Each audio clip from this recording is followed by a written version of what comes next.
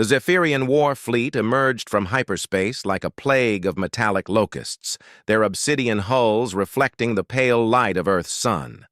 Admiral Vex Hall stood on the bridge of the flagship Dominator, his 6 eyes fixed on the blue marble that hung before them. To him it looked defenseless, primitive, almost pitiful. "Analysis complete, Admiral," reported his tactical officer, her scaled fingers dancing across holographic displays. "The human settlements show no significant orbital defenses. Their technology appears to be at least 3 centuries behind our own." Vex Hall's mandibles clicked with satisfaction. The Council had been right to choose Earth for their expansion. The humans had shown promise in their early space exploration, which made them a potential threat to Zephyrian dominance in this sector. Better to eliminate them now before they could develop into something troublesome. "Their population centers?" he inquired. "Concentrated in large clusters across the major land masses. Approximately 8 billion individuals. Our preliminary bombardment should reduce that number by 70% within the first solar cycle." The Admiral's tail swished approvingly.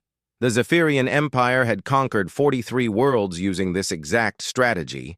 Overwhelming force, swift elimination of population centers, then systematic hunting of survivors. It had never failed. Meanwhile, in the depths of NORAD, alarms screamed as technicians scrambled to make sense of what their sensors were detecting.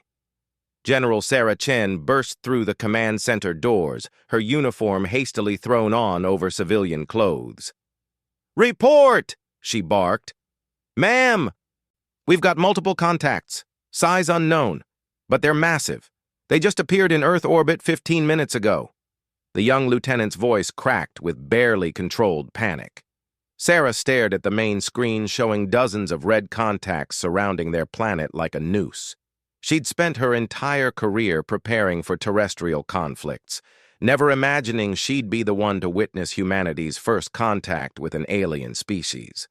The celebration she'd imagined as a child was nowhere to be found in this moment.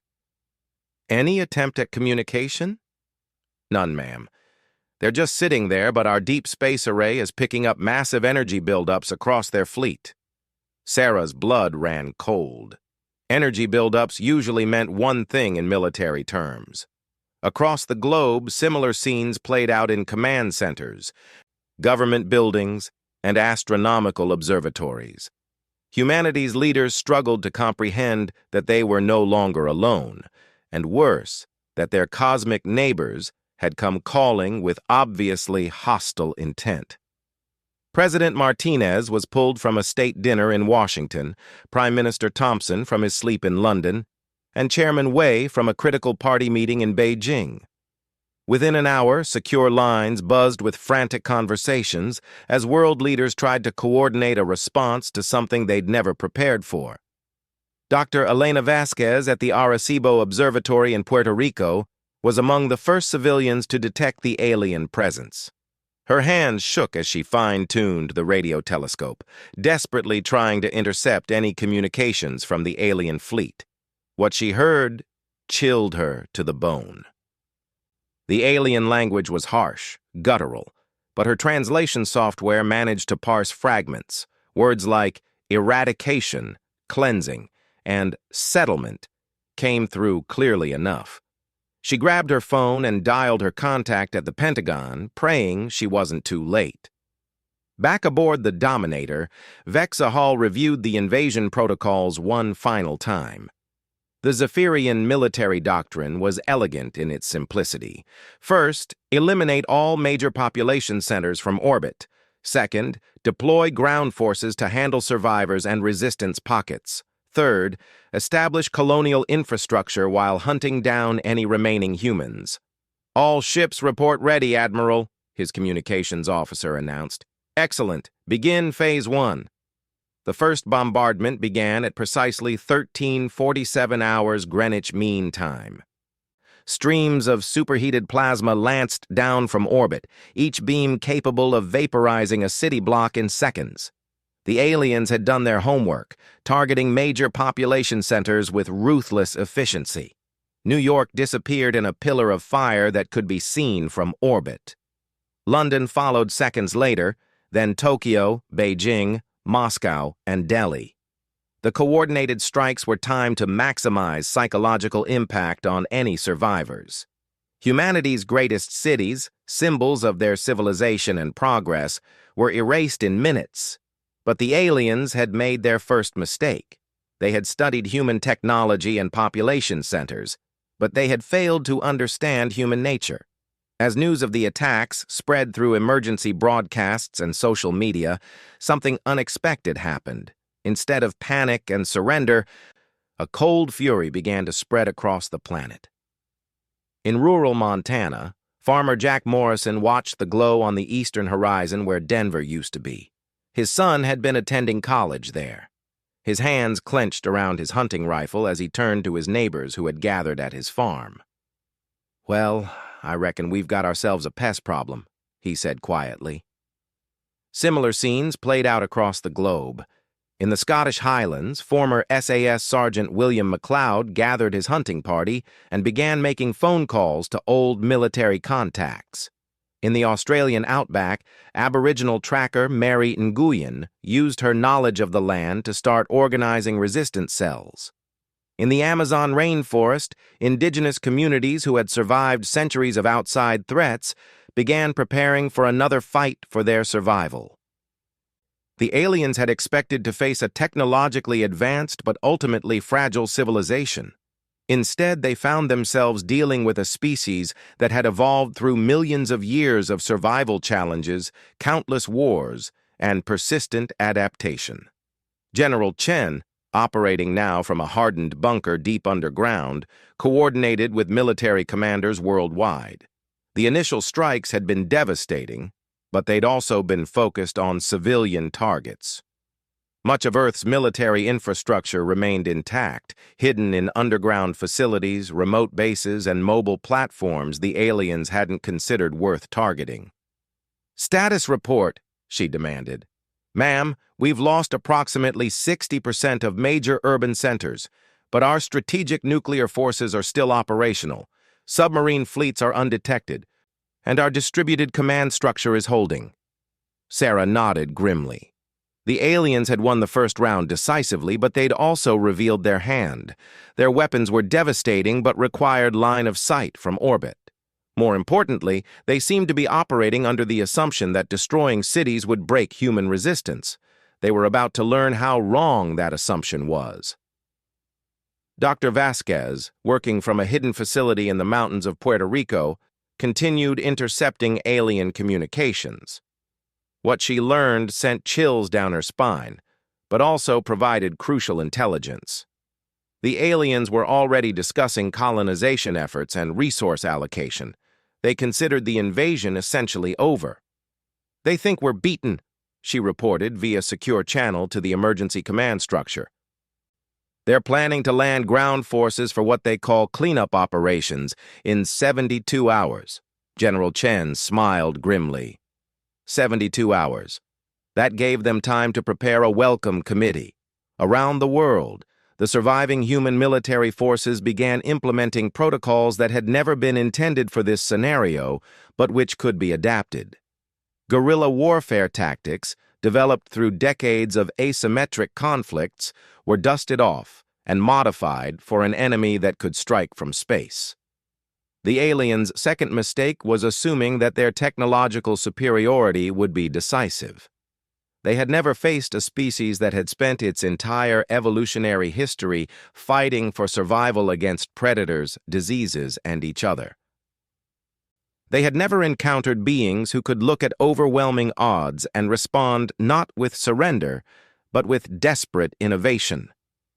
In hidden laboratories and military facilities worldwide, scientists and engineers worked around the clock to analyze the alien technology.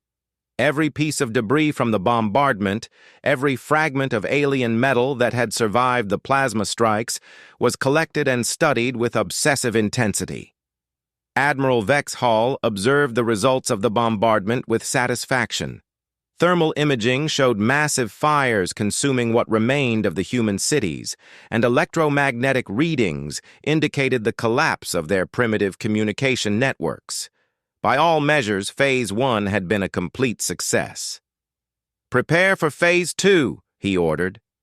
"Deploy the ground forces."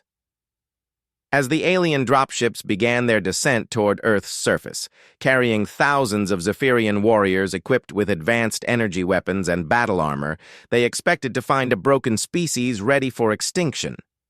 Instead, they were about to encounter something their sophisticated battle computers had never calculated: humanity's infinite capacity for adaptation, innovation, and sheer bloody-minded refusal to go quietly into the night. The war for Earth was about to truly begin, and the aliens were going to discover that their intended victims had some very unpleasant surprises waiting for them. The first Zephyrian dropship touched down in what had once been Central Park in Manhattan. Steam rose from the charred ground as the craft's landing thrusters cooled the superheated Earth. War Leader Catherick emerged from the vessel, her energy rifle gleaming in the smoky sunlight. Behind her, 20 elite Zephyrian warriors spread out in a standard patrol formation, their heat sensors scanning for human life signs. The city was silent except for the crackling of fires and the occasional groan of collapsing buildings. Catherick's mandibles clicked with satisfaction. The bombardment had been thorough. "Thermal scans show scattered heat signatures in the underground areas," reported her sensor operator. "Likely survivors hiding in their primitive tunnel systems." "Flush them out," Catherick ordered. "No prisoners."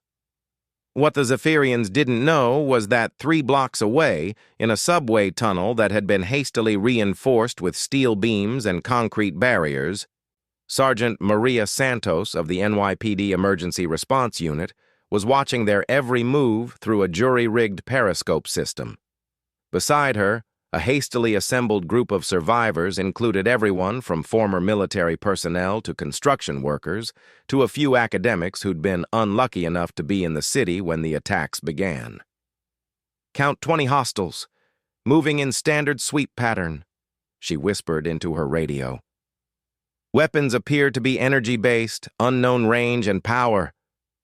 Dr. James Peterson, a physics professor from Columbia University, studied the alien soldiers through binoculars. "Their armor looks advanced, but notice how they're moving.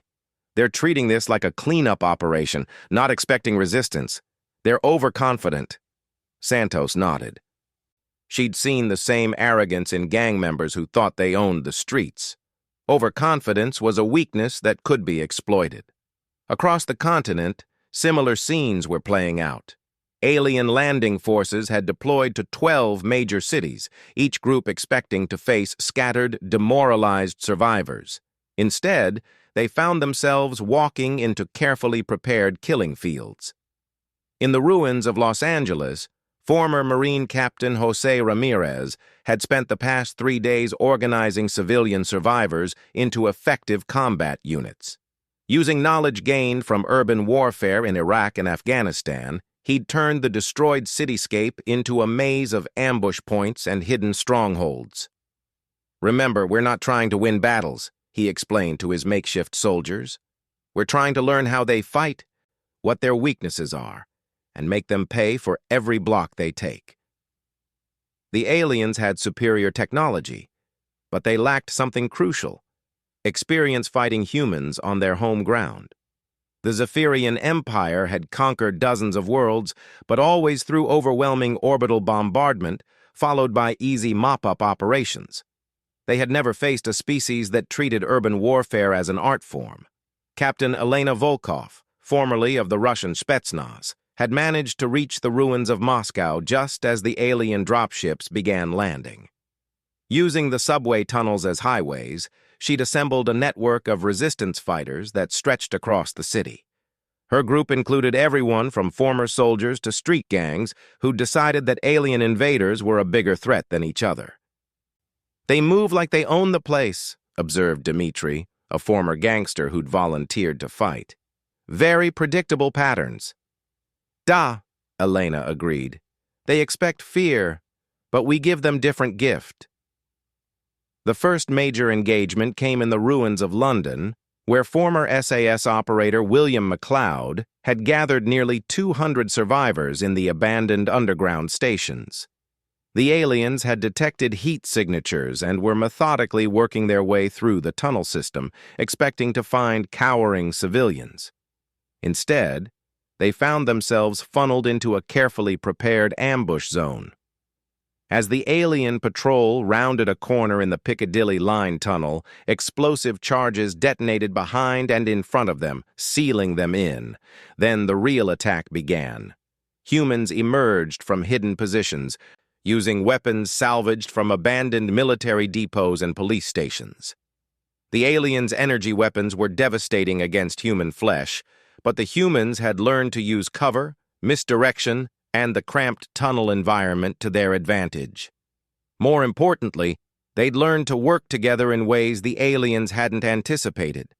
While one group engaged the enemy directly, others moved through maintenance tunnels to attack from unexpected angles. Construction workers used their knowledge of the tunnel system to collapse sections strategically, while former soldiers coordinated the actual combat. The engagement lasted only minutes, but when it was over, 5 alien warriors were dead, and 3 more were wounded. The humans had lost 12 fighters, but they'd accomplished something crucial. They'd proven the aliens could be killed. McLeod examined one of the fallen alien weapons, his engineer's mind already working on how it might be reverse-engineered or turned against its creators. "Get all their equipment," he ordered. "Everything, and get word to the other cells. The bastards bleed." Admiral Vexhal received the first disturbing reports 3 hours after the ground forces had deployed.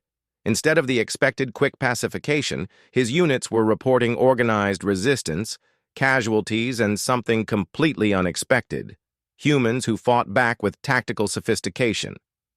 "How many casualties?" he demanded. 43 dead, 16 wounded across all landing sites," his aide reported nervously. "The humans are using guerrilla tactics and seem to have detailed knowledge of urban warfare." Vexhal's tail lashed in irritation. 43 casualties in what should have been a simple mop-up operation was unacceptable. Worse, it suggested that the humans weren't the broken, demoralized survivors they'd expected to find. "Increase the aggression level, use heavy weapons, burn them out." But the Admiral's problems were only beginning. In hidden facilities around the globe, human scientists and engineers were working with fragments of alien technology recovered from the bombardment sites. Dr. Sarah Kim in Seoul had managed to analyze the crystalline matrix that powered alien energy weapons. Dr. Mohammed al-Rashid in Cairo had figured out the basic principles behind their armor plating. Dr. Lisa Chen in Sydney had decoded part of their communication protocols. More concerning for the Zephyrians, the humans were sharing this information. Amateur radio operators, satellite uplinks that had survived the bombardment, and even messenger networks were spreading technical intelligence across the globe with remarkable speed. In underground bunkers and hidden laboratories, human ingenuity was being applied to the problem of alien technology with the focused intensity that had once put humans on the moon and split the atom. The species that had mastered fire, agriculture, metallurgy, and nuclear physics was now turning its collective intelligence toward understanding and exploiting alien weaknesses. General Chen, coordinating the global resistance from her deep bunker complex, received hourly updates that painted a picture the aliens weren't expecting. Human resistance wasn't collapsing under pressure. It was getting stronger and more organized. "Ma'am, we're seeing coordination between resistance cells that shouldn't be possible," reported her intelligence officer. "Somehow they're sharing tactical information, captured equipment, and strategic planning across continental distances." Sarah smiled grimly. The aliens had destroyed the obvious communication networks, but they'd underestimated human redundancy and adaptability. Ham radio operators, mesh networks created by tech enthusiasts, even message systems built into video games were being used to coordinate resistance efforts. What's our assessment of alien capabilities? Their weapons are devastating, but require direct line of sight. Their armor is strong against projectiles, but vulnerable to concentrated heat and electrical discharge. Most importantly, they're not adapting to our tactics as quickly as we're adapting to theirs. The second day of ground operations brought increasingly disturbing news to Admiral Vex Hall. Not only were the humans continuing to resist, but they were getting better at it. Ambush tactics were becoming more sophisticated, weapons were being modified or improvised with increasing effectiveness, and worst of all, his forces were starting to take equipment losses. "Sir, we've lost another dropship," reported his tactical officer. "The humans somehow rigged an explosive that penetrated its armor." Vex Hal studied the tactical displays with growing unease. The primitive species was supposed to be extinct by now. Instead, they were proving to be irritatingly adaptable. Every tactic his forces used, the humans seemed to find a counter for within hours. What the Admiral didn't understand was that he was fighting a species that had spent thousands of years perfecting the art of warfare against its own kind. Humans had developed tactics for every conceivable combat environment, from jungle warfare to urban combat to guerrilla operations. More importantly, they'd learned to innovate under pressure. In the ruins of Paris, former Foreign Legion officer Captain Pierre Dubois had organized his survivors into a highly mobile strike force that hit alien patrols and disappeared before reinforcements could arrive. In Tokyo, Yakuza boss Kenji Tanaka had put aside old feuds to coordinate with police and military survivors, using their combined knowledge of the city's hidden spaces to create an invisible network of fighters. But perhaps the most ominous development for the Zephyrians was happening in remote areas where their sensors couldn't reach. The humans weren't just resisting in the cities. In mountain caves, desert hideouts, Arctic research stations, and deep ocean facilities, the survivors were regrouping, rearming, and planning. The aliens had expected to face a technologically advanced but ultimately fragile civilization. Instead, they'd walked into a fight with a species that had been honing its survival instincts for millions of years and its warfare skills for millennia. Every human who died was taking alien knowledge with them to the grave, but every human who survived was learning how to kill aliens more effectively. By the end of the third day, Admiral Vex Hal was forced to admit something that no Zephyrian commander had ever had to acknowledge. The primitive species was winning the ground war, not through superior technology or numbers, but through something the Zephyrian Empire had never encountered before, the absolute refusal to accept defeat. As night fell over the devastated planet, the Admiral stared at the tactical displays and realized that his perfect invasion had become something else entirely. The humans had turned their world into a trap, and his forces were caught in it. The real war was about to begin. Admiral Vex Hal stood before the tactical hologram, watching red indicators blink across Earth's surface like angry stars. Each one represented a failed operation, a lost patrol, or a strategic position that his forces had been unable to hold. In 5 days of ground operations, what should have been a simple extermination had become a nightmare. "Status report," he demanded, though he dreaded the answer. "Sir, we've lost 37% of our ground forces. Human resistance is not only continuing, but intensifying. They're using our own weapons against us now." The tactical officer's voice carried a note of disbelief that would have been unthinkable a week ago. Vex Hal's mandibles clicked in frustration. The humans had done something no conquered species had ever managed. They'd turned a rout into a learning experience.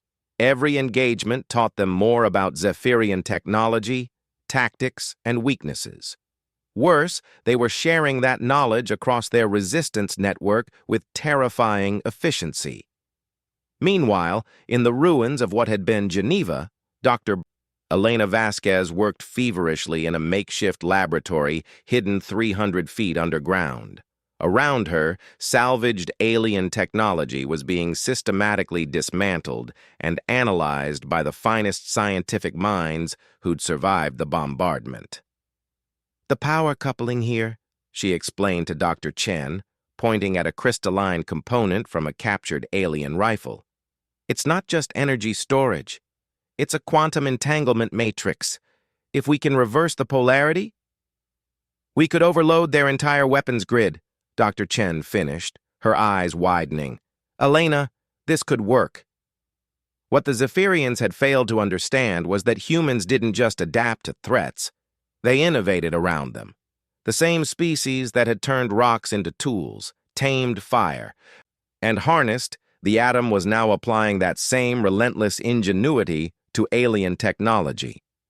In hidden workshops around the globe, human engineers were performing miracles of improvisation. In Mumbai, a team led by electronics engineer Raj Patel had figured out how to jam alien communication frequencies using modified civilian radio equipment. In São Paulo, former aerospace engineer Maria Santos had developed a way to track alien aircraft using their own sensor emissions against them. But the most significant breakthrough came from an unexpected source.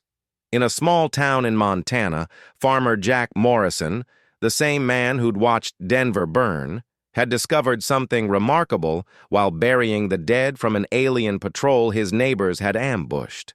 The Zephyrian warriors, it turned out, were not the apex predators they appeared to be. Their impressive armor and weapons masked a crucial weakness. They were utterly dependent on their technology. Strip away their equipment, and they were physically inferior to humans in almost every meaningful way.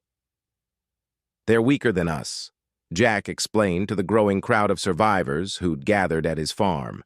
"Slower, can't see as well in the dark, and they panic when their fancy gadgets stop working. We've been fighting them wrong." This intelligence spread through the resistance network like wildfire.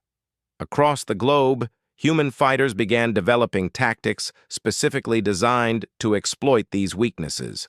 EMP devices built from salvaged electronics disabled alien equipment. Night raids targeted alien forces when their superior technology couldn't compensate for human adaptation to darkness. Most effectively of all, humans began using their intimate knowledge of Earth's environment against invaders who'd never set foot on a world like theirs. Captain Elena Volkov, leading the Moscow resistance, had turned the ruins of the city into a death trap. Using her knowledge of urban warfare and the aliens' dependence on their sensors, she'd created a maze of dead zones where human fighters could move unseen while alien patrols stumbled blind. "They fight like machines," she explained to her lieutenants. "Predictable, programmed responses. But we fight like humans. Creative, unpredictable, adapting every moment." Her words proved prophetic. In engagement after engagement, human forces were now consistently outfighting alien patrols. The technological gap that had seemed insurmountable was being closed through tactics, terrain knowledge, and something the Zephyrians had never encountered: a species that treated impossible odds as merely another problem to solve. Admiral Vex Hal received the most disturbing report of all on the 7th day of operations. An entire company of Zephyrian warriors, over 200 of his finest troops, had been wiped out in the ruins of Berlin. Not by superior firepower or overwhelming numbers, but by coordinated human tactics that had turned their own strengths against them. "How?" he demanded. "Sir, the humans appear to have developed a sophisticated understanding of our technology and tactics.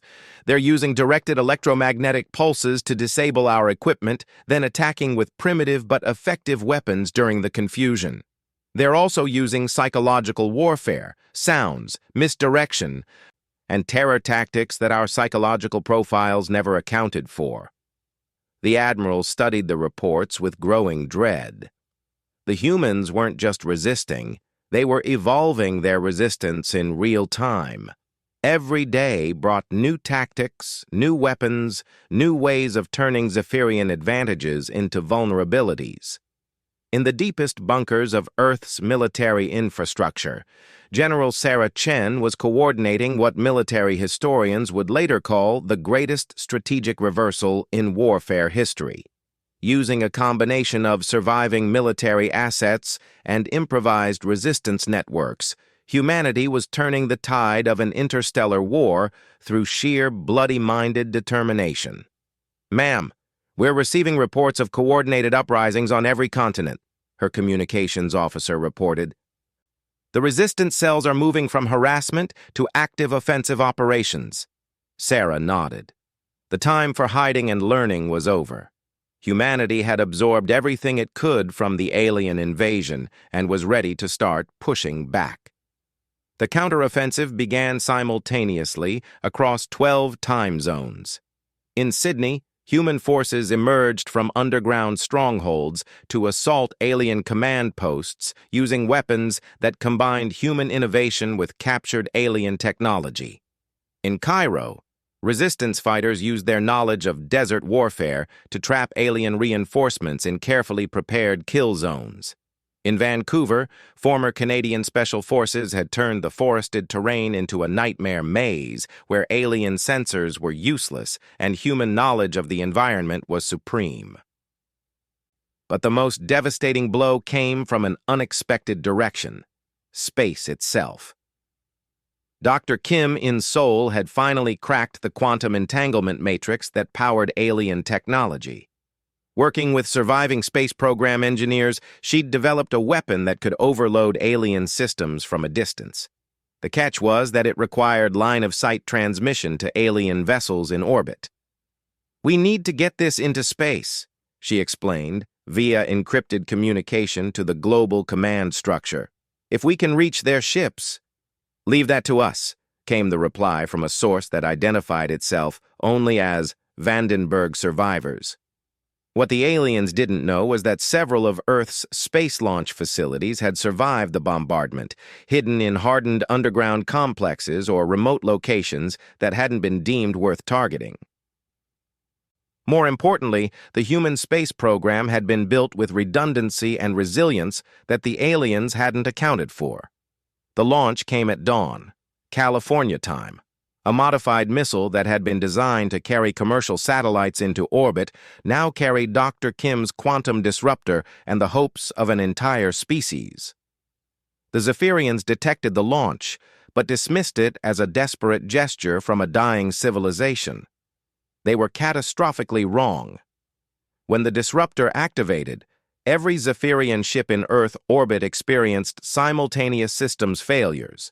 Energy weapons powered down, navigation systems crashed, and life support systems began failing across the entire fleet. The technological superiority that had made the invasion possible evaporated in minutes. Admiral Vexhal watched in horror as his flagship's systems collapsed around him. Emergency lighting flickered on as main power died. Gravity generators failed, sending crew members floating in zero-G confusion. Worst of all, the ship's weapons and shields went offline, leaving them defenseless.